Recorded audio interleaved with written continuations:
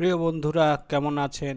আশা করি সবাই ভালো আছেন। আজ আমরা উপস্থিত হয়েছি কবিগুরু রবীন্দ্রনাথ ঠাকুরের শ্বশুর বাড়ি।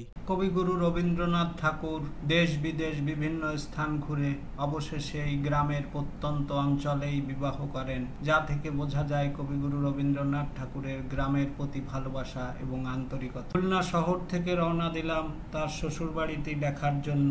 এটি ফুলতলা উপজেলার দক্ষিণ দিঘি গ্রাম, খুলনা শহর থেকে 19 কিলোমিটার দূরে।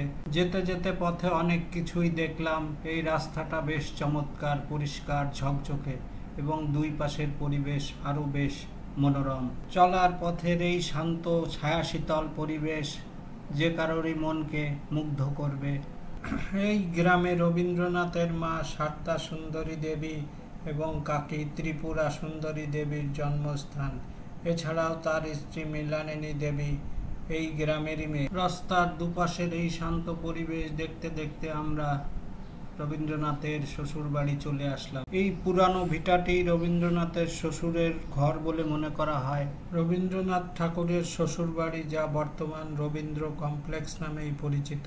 এর ঐতিহাসিক স্থানটি বিশ্বকবি রবীন্দ্রনাথের জীবন এবং সাহিত্যকর্মের সঙ্গে গভীরভাবে জড়িত আছে। পরবর্তীতে পাশে একটি দোতলা ঘর, এটি রবীন্দ্রনাথ নির্মাণ করেছিলেন বলে অনেকেই মনে করেন। এখানে রবীন্দ্রনাথের আবক্ষ একটি মূর্তি রয়েছে এবং তার পাশেই তার স্ত্রী মৃণালিনী দেবীরও একটি মূর্তি রয়েছে। এটি পূর্বেকার ছবি তার স্ত্রীর মৃণালিনী দেবীর। এটি রবীন্দ্রনাথের ছোটবেলাকার ছবি। বিবাহ হওয়ার পর রবীন্দ্রনাথ বহু সময় এছাড়াও পারিবারিক অনেক পুরনো ছবি রবীন্দ্রনাথের রয়েছে তার পরিবারের সাথে। এটি একটি দুষ্প্রাপ্য ছবি। রবীন্দ্রনাথ সঙ্গীত সেতার বাজানো শুনছেন। মহাত্মা গান্ধী এবং রবীন্দ্রনাথ ঠাকুরের আরও একটি দুর্লভ ছবি এখানে রয়েছে, যা সত্যি যে কারোরই অবাক হওয়ার মতন বিষয়। এখন আমরা যে ছবিটি দেখলাম, এটি ধারণা করা হয় রবীন্দ্রনাথ ঠাকুরের নিজ হাতে আঁকানো ছবি এবং দিন এই বাড়িতেই কাটিয়েছেন বলে অনেকেই মনে করেন। আসুন আমরা এবার জেনে নেই রবীন্দ্রনাথ ঠাকুর কিভাবে এই প্রত্যন্ত অঞ্চলে বিবাহ বন্ধনে আবদ্ধ হয়। 1882 সালে রবীন্দ্রনাথের বৌদি তার পৈতৃক ভিটা দেখার জন্য যশোরে আসেন। সে যাত্রায় তার সঙ্গে ছিলেন তার জা এবং দেবর রবীন্দ্রনাথ ঠাকুর। তার আসল উদ্দেশ্য ছিল দেবর রবীন্দ্রনাথকে বিবাহ দেওয়া একটি সম্ভ্রান্ত হিন্দু পরিবার দেখে। সেই সময় তারা বেণীমাধব রায় চৌধুরীর কন্যা ভগিনী নিবেদিতা ভেলি ওরফে মৃণালিনী দেবীকে দেখেন।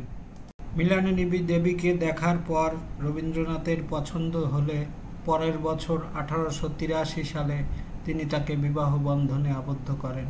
বিয়ের পর ভগিনী নিবেদিতা ভেলির নাম পরিবর্তন হয়ে মৃণালিনী দেবী নাম হয়ে যায়।